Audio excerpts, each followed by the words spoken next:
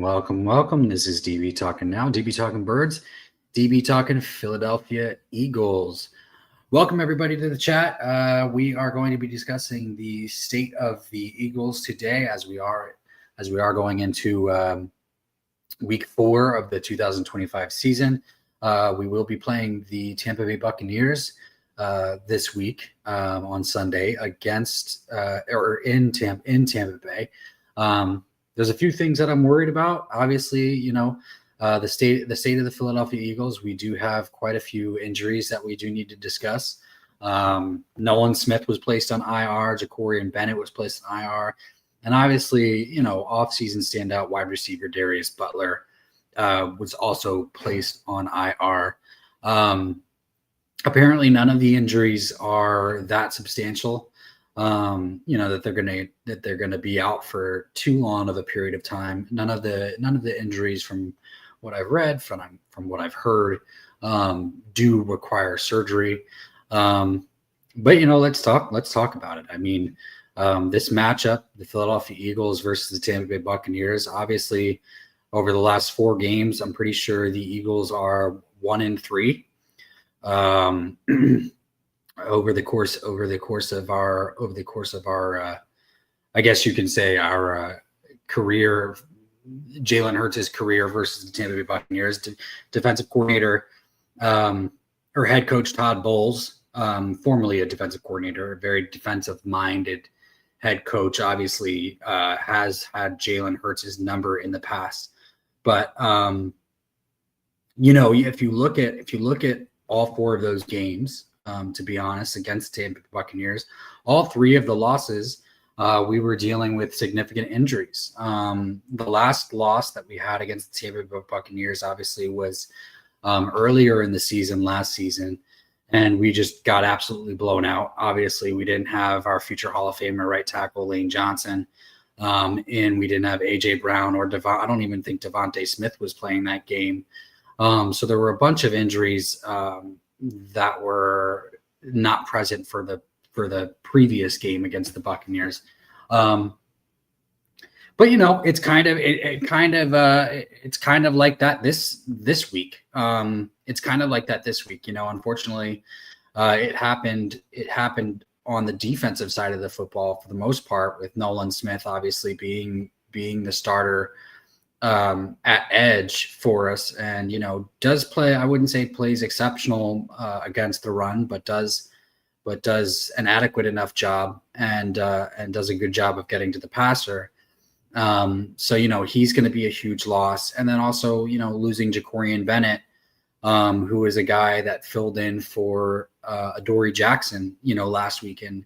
And that's one thing that I want to point out too, is Adoree Jackson has had to leave the game at some point in each of the games the first 3 weeks of the season. And that's something to be worried about. Is it something that I necessarily care about? Not really, honestly. And I'll tell you why. I don't think he's played that well. I think all Eagles fans can attest to the fact that Adoree Jackson has not been a good replacement for Darius Slay. The other thing that I want to talk about, obviously, and we're going to get more into, is obviously the Houston Texans did release CJ Gardner-Johnson, who was a great player for us in the 2 times that he did play for us, and obviously the 2 seasons that he did spend with Philadelphia Eagles. We went to the Super Bowl, and he had career highs in interceptions, so on and so forth. But something happened, something happened with CJ Gardner-Johnson and that team, because just 3 weeks ago, they converted his salary into a signing bonus, which is an upfront pay. And that's telling the player that, hey, we believe in you. We believe in what you can do. And so they had a lot of faith in him. He participated in training camp. He participated in all the offseason, activities and things of that nature. So for the Texans to just completely release CJ Gardner-Johnson when the Eagles basically traded him for next to nothing, says a lot. I think it says more about his character than anything. And do we want to bring a guy like that back to the Philadelphia Eagles when we have rookie safety Andrew Makuba filling in just nicely? In CJ Gardner-Johnson's absence. And, he's a rookie, so he's going to continue to build. He's got great character. Very excited for Andrew Makuba. But let's talk about this matchup, right? So we're going to go position first and foremost. And we'll talk about, who has the edge over who. Quarterbacks, let's start with the quarterbacks. Jalen Hurts, Baker Mayfield. Now, Baker Mayfield's playing good. Baker Mayfield's playing good so far. He hasn't turned the ball over that much. Doing what he needs to do to win. And honestly, that's all that you can really ask for from a quarterback is do what you need to do to win. Do what you need to do to win. And that's what the Bucs have done. We're going into a game in week 4 with the Philadelphia Eagles versus the Tampa Bay Buccaneers, and both teams are 3-0. So we have Baker Mayfield doing that. We also have Jalen Hurts doing that as well. And Jalen Hurts, we saw what Jalen Hurts did against the Rams in the second half of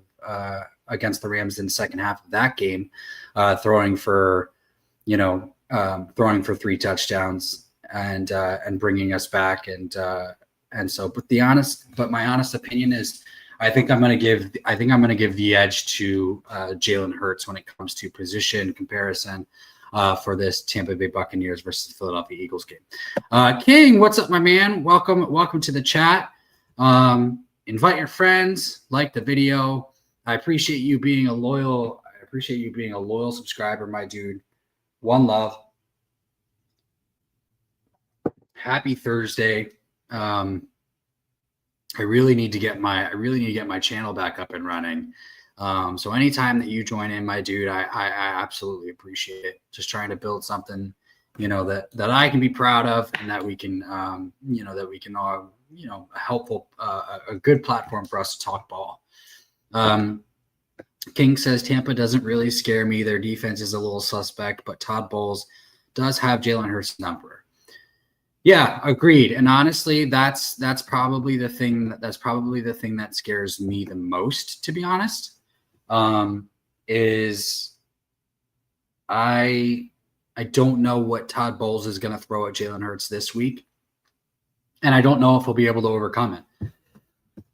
I think that what I've noticed in the last, few matchups against the Tampa Bay Buccaneers is that Jalen Hurts has been caught off guard multiple times throughout the games against the Tampa Bay Buccaneers and against that defense and against what they do. So it will be really interesting to see what they, and obviously, like I followed Jacob Sports, and I know Xander Kraus has said that he just has a feeling that the Eagles are gonna take it to the Bucs. I don't have that feeling, and I'm one of the people who actually said leading up to the Super Bowl that, like, I feel like the Eagles are just way far and beyond better than the Chiefs, and I feel like we're gonna fucking dominate them. And what did we do? We dominated them.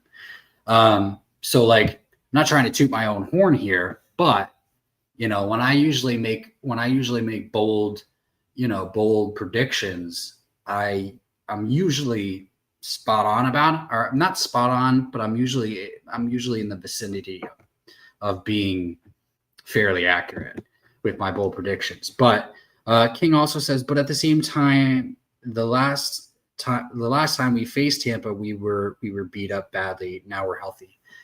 And Jalen almost brought us back in that game. Like, I don't know if anybody remembers, but Jalen almost brought us back in that game. Unfortunately, he also threw And I don't remember if it was going to be a game tying touchdown or if it was going to be, a touchdown that takes the lead, but he threw an interception in the red zone. And that kind of ended the comeback against the Bucs in, what was it, week 3 of last year, or was it week 4? No, the Saints were week 3. Yeah, the Bucs were week 4 last year. So, so we're right on schedule. Right on schedule. We played the Bucs last year, week 4. We're playing them week 4 this year.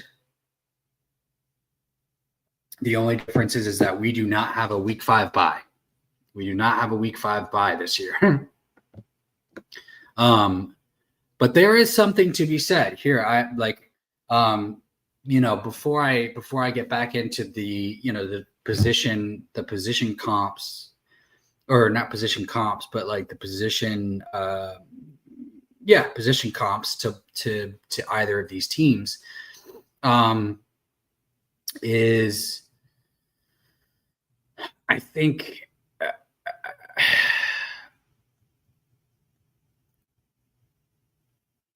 that I'm worried for multiple reasons. But I also think this.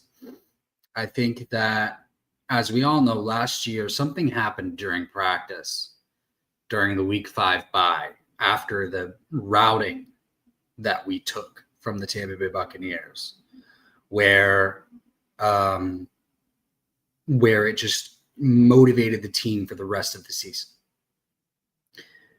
And obviously, through many different media outlets who talk about the Philadelphia Eagles, through many different media outlets who talk not only about the Philadelphia Eagles, but some of the national ones like NFL Network, ESPN, so on and so forth, was the second half of the Rams game that motivator? Was that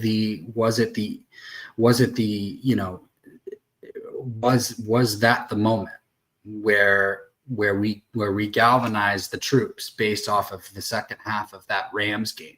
Because the Rams are a good team. The Rams are going to be there. We're going to see the Rams again. I don't doubt that whatsoever. Not whatsoever. I feel like it's going to be a similar year in standings this year as it was last year, where we're going to see the Rams again. But did that second half drive us? I mean, you got to understand, Jalen Hurts was confident and he was happy, and he seemed like a man. He still seemed like a man possessed when he was talking to Pam Oliver after the Rams game. He seemed like that was the moment. That was the moment that's going to motivate this team, or at least the first one, because we know that there's multiple moments that can happen throughout a season that that you can build on. King says, yeah, we got that belt to ass from Tampa that year, so we're definitely looking for revenge. You know what? I don't want revenge. I just want the better team to win. I don't want revenge. I just want the better team to win. And the truth of the matter is that it is nearly a completely different team that's going to be playing this week than was playing in week 4 of last season against the Buccaneers. I mean, if you think about it, like AJ Brown wasn't playing, Devontae Smith wasn't playing, Lane Johnson wasn't playing, and we know the historical record of us winning games without Lane Johnson. It's not pretty. And we were still figuring ourselves out defensively, but we know what we are defensively. It's just that we're a little bit younger. So there's still some unfamiliar faces. There's still some faces that are dealing with unfamiliarity when it comes to Vic Fangio's defense this season. And I think that that's kind of what we're dealing with right now. I think we're going through the struggles of that right now, but we're still playing good ball. So I don't necessarily think it's going to be revenge. I think it's going to be a matter of, can we handle business? Can we handle business? Can we prove that we can beat these motherfuckers with our guys? AJ Brown's going to be playing. Devontae Smith's going to be playing. Dallas Goedert's going to be playing. Lane Johnson is going to be playing, regardless of the fact that he suffered a stinger against the Rams. It's okay. And even if he doesn't, like I'm shockingly very surprised with Fred Johnson. I think Fred Johnson could develop into a solid starter. If they don't draft anybody this year to replace Lane, I think Fred is going to be a guy that they do sign for maybe 2 years. And then once Lane retires, then they kind of renegotiate his contract or whatever. But, so it's put me in an odd predicament. I'll get to your next comment here, though, first, King. Honestly, I feel like Jalen had to take over playing calling because Kevin Petula was garbage. Yeah, I mean, that's been the word on the street, right? People want to say that Jalen Hurts kind of took over play calling in the second half. There's proof in the pudding. There's proof in the pudding there. Jalen Hurts called 11 audibles in the second half against the Rams. In the first half, he only called 2. And that's going to lead us to another segment, maybe a little bit later in the podcast here. But I am worried about the run game. And I am starting to question whether or not Steen is the guy for what we want to do. Now, I have no problem saying that Tyler Steen has been a good pass protector at right guard, taking over for what's his face? I don't remember his name off the top of my head. But we kind of knew this was going to be an issue, just in the sense that our right guard last year started off as a tackle, had longer arms, so he had a longer reach, and Tyler Steen is not so much so that way. You know what I mean? So, like, my question is, and this is kind of my, how do I say it? It's kind of my newsbreaker, which is like, should the Eagles look for a better right guard? Tyler Steen he's a good young developmental player. But is there a young guy? Is there a trade like when we traded for Jason Peters, and I think it was 2006? He was playing for the Buffalo Bills, and he was a young left tackle, on the verge of stardom. Is there a guy like that at right guard? Now, granted, look, I know this isn't Madden, so I know that if those guys don't just fall off trees, but we have Saquon Barkley. Saquon Barkley, in my opinion, is still the best running back in this league. He has the most talent. He has the most skill. He has the most potential in this league at his age. He has not been able to show that to the first 3 weeks of the season, but obviously there's been some changes. And most notably, the right guard. And a lot of those long runs that came last season came on the right side. So, it's just something to think about. It's just something to think about. And by the way, Tyler Steen was drafted as a tackle. He wasn't drafted as a guard. Which, again, like, granted, like I I have nothing against Tyler Steeden playing right guard. I think he's okay for what we need, and I think he does enough, to get us back to the promised land. Like however, I think it does take away from. I don't think his run block ability is as good as it should be. We have a high standard in Philadelphia when it comes to blocking in all phases, obviously. So we have the best offensive line coach in Jeff Stoutland.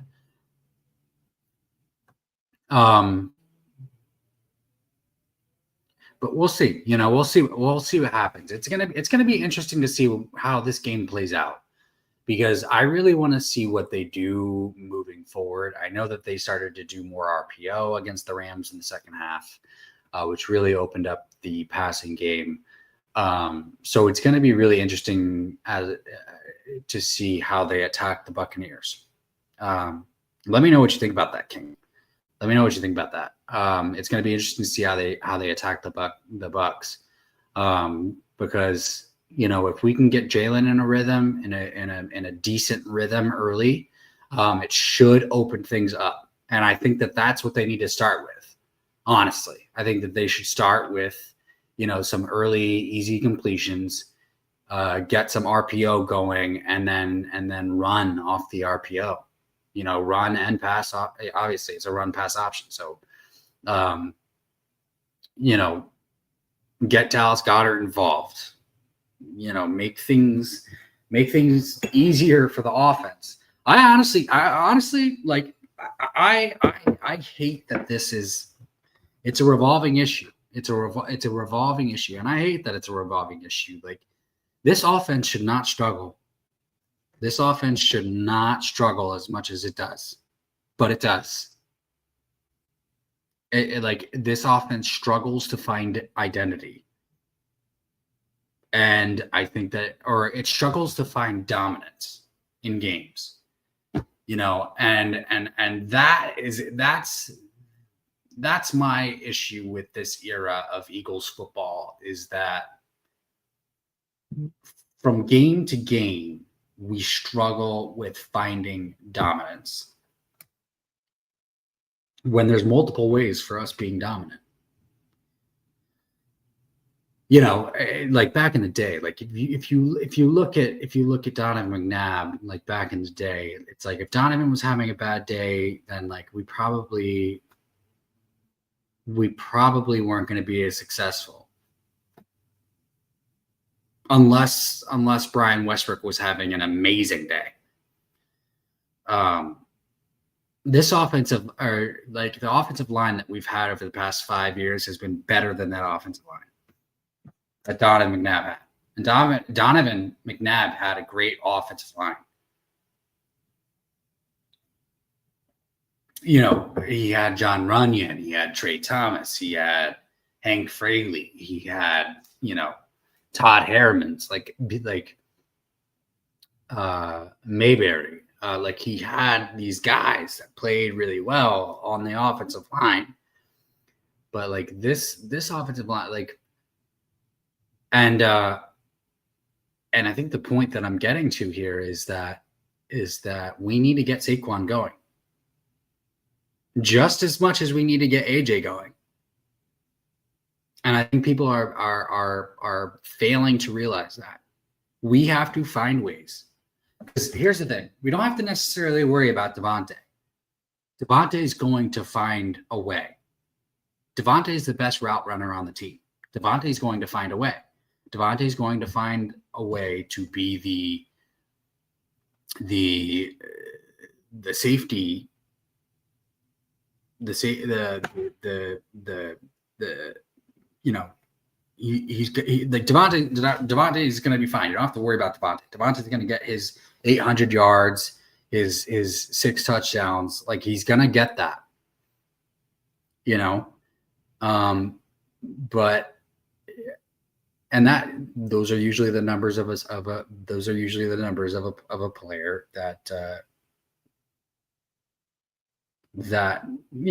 catches those intermediate routes that convert you for first downs. Those are the important plays. The important plays come from Devontae.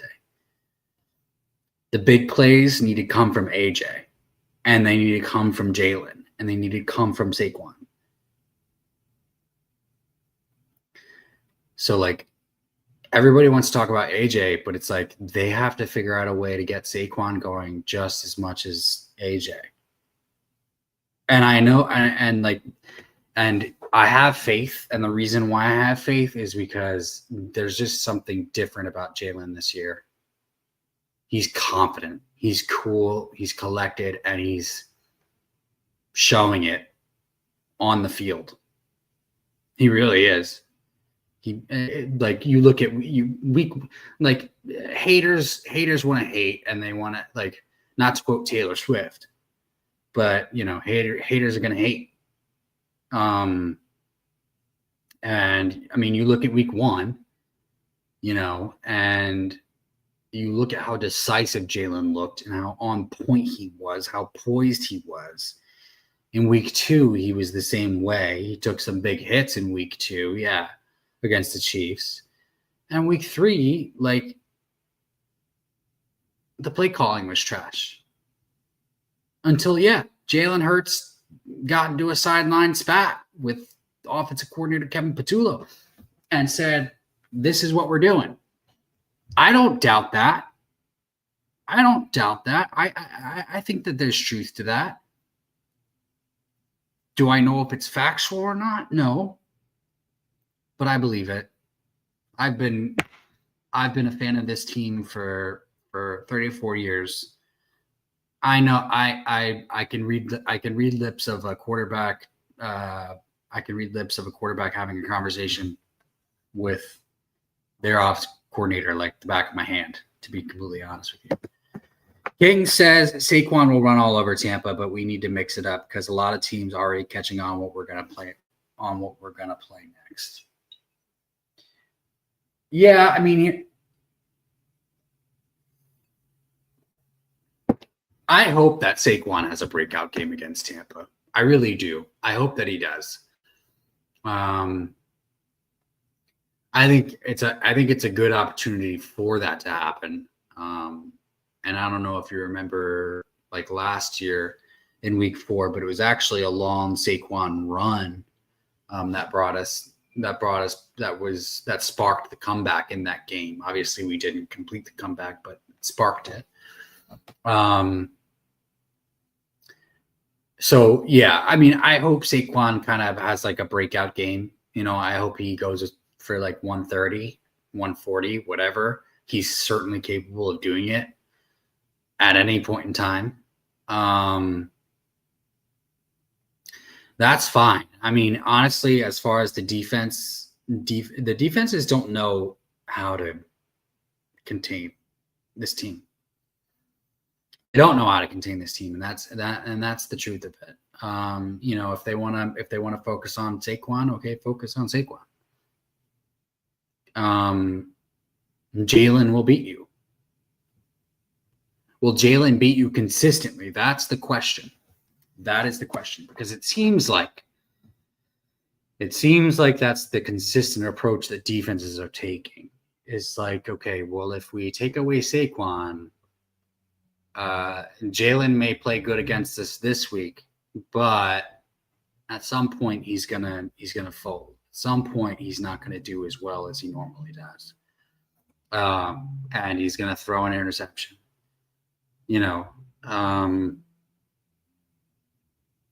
So what do you do? Do you load the box with 7, and then have do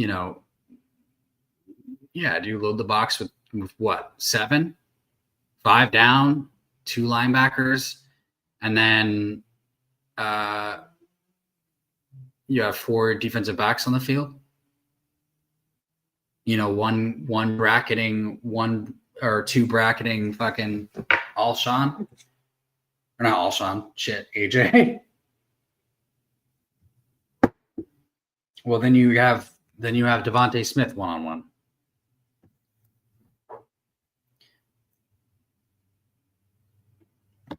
King says we just need to get Jalen rolling early with Smith and AJ and mostly Goddard.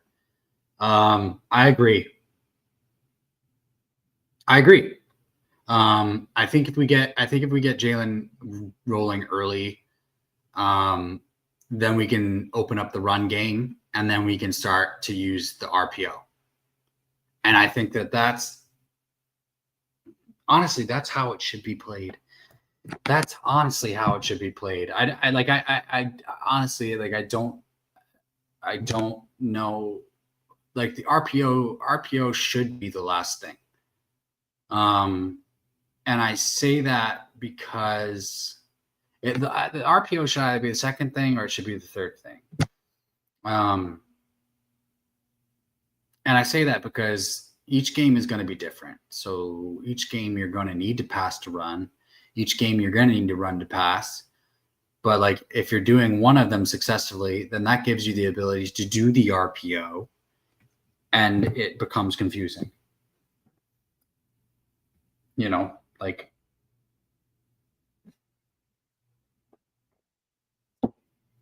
and yeah, that's a perfect point there too. You included Goddard. I'm happy that we had Goddard back this week against the Rams. Like, I really am. Jalen went to Goddard heavily in week 1 against Dallas, and I like that. The touchdown to Goddard against the Rams was over the middle, which I loved, which Jalen was criticized early in his career for. So I'm really excited. So getting back to the position comps just for this game moving forward is running back. Obviously the Tampa Bay Buccaneers have Rachaad White, whatever the fuck his name is, and Bucky Irving. It's a good 1-2 punch, but we also have Saquon Barkley, AJ Dillon. We have Tank Bigsby. We also have Will Shipley coming back. So I'm going to give the edge to us. Wide receiver, obviously, I'm going to give the edge to us. We do the Bucs do have Chris Godwin coming back. It sounds like Mike Evans is going to miss 3 weeks. So obviously, giving that edge to us. We're going to have AJ, we're going to have Devontae, we're going to have Dallas, Goddard,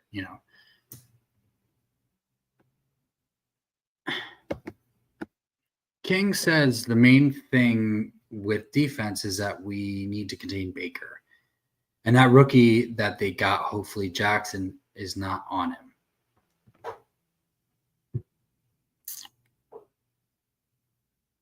Which rookie are you talking about?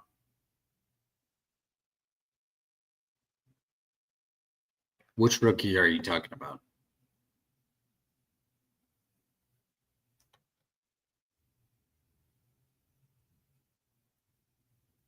I mean, I know Jahad Campbell and Zach Bond sat out, but, like, which rookie would be on Baker?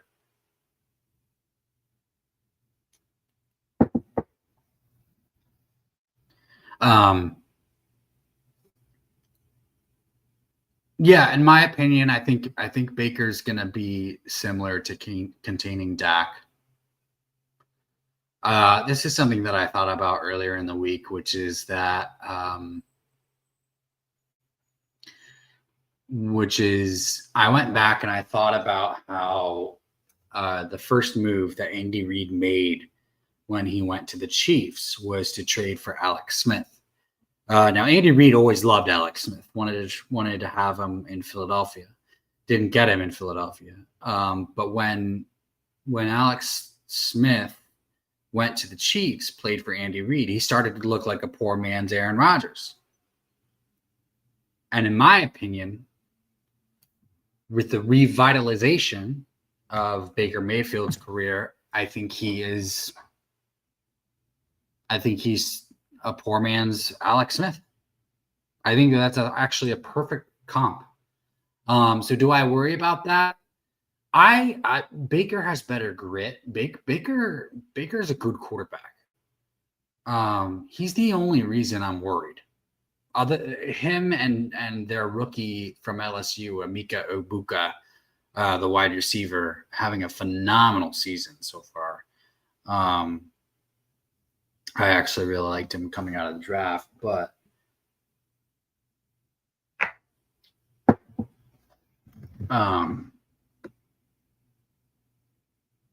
Egbuka, yeah. Egbuka. No, here's what I think. I think that they're gonna have Quinion on Egbuka. And I think that they're gonna have Coop on Godwin. That's what I think. But we'll see. We will. I guess we'll see. I don't know. I mean, I honestly don't know how it's going to play out. I trust Vic Fangio. I trust him putting the guys in the right position. That's one thing that he's really good at. Getting back to the position comps, I think we have obviously the offensive line. We have the advantage. Tristan Wirfs, their all-pro offensive tackle, is coming back. He's not going to be at 100%. So there might be some plays to be made there. But overall offensive line, I think we have the advantage. Defensive line, I think they're going to be missing defensive tackle Elijah Cansey. I think the Eagles have the advantage. Secondary, I think the Bucs have the advantage.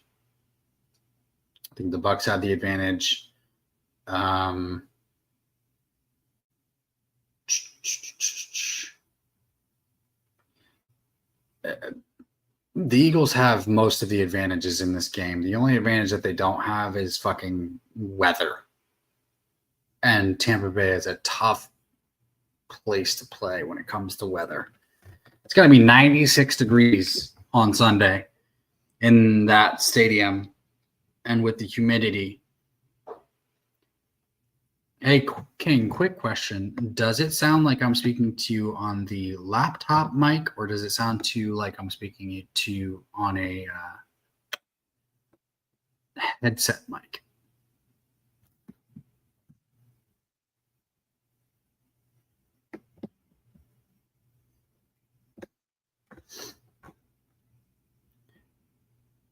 Wide receiver Egbuka is phenomenal. He really is phenomenal, to be honest. And I'm gonna do actually some streams talking about the off season coming up too, just based off of financials, because the Eagles are gonna need to start investing some early draft picks in offense. They're gonna pay Jordan Davis. They're going to pay Jordan Davis, and they're going to pay Jalen Carter. They're going to pay the middle of that line.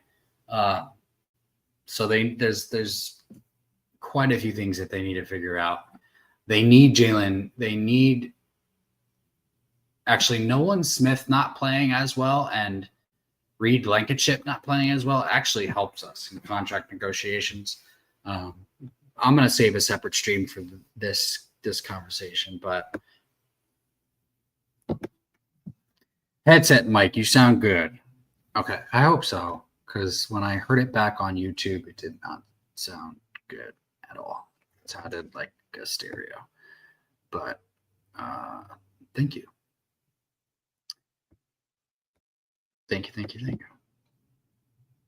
We got to get more people. Back onto the channel. I used to have like 18.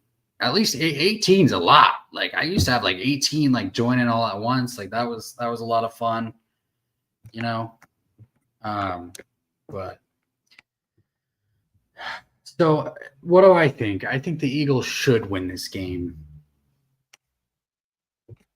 I am gonna say this. I will say the Eagles win this game.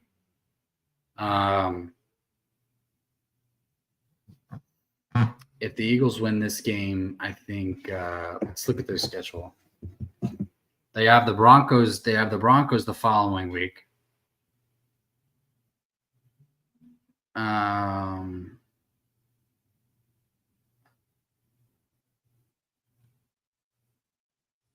And then we have Giants. And then we have Vikings and then Giants again.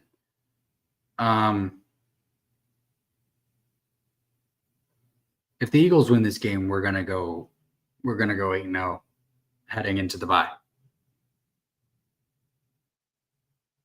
That's my bold prediction. That is my bold prediction. You can take it to the bank. I will hold to that. And I do believe that the Eagles will win. I believe it will be 27-20.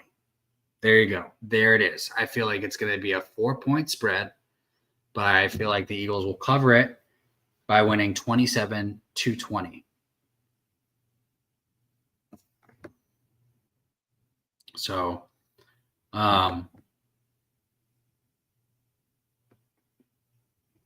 King says, for real, where's my man Toxic Falcon?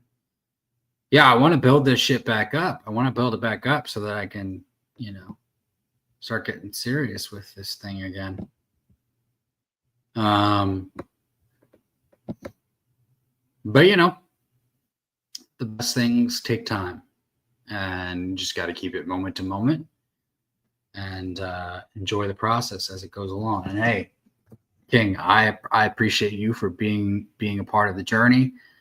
One love, my man. I appreciate you coming in tonight to talk about this game. Again, my score prediction is going to be in the realm of 27-20. Birds take it home, go 4-0. And then we play the Broncos in Philadelphia in week 5.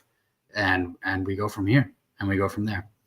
But hey, brother, I appreciate you. Shoot me a message if you have any suggestions for the pod. Obviously we're back in the early stages again now that I've been away and now that I'm back. So like any suggestions, you can email me at dbtalkingnow@gmail.com. Peace out, brother. One love. Go Birds. Have a happy rest of your Thursday, and I'll talk to you this weekend. Peace out, man.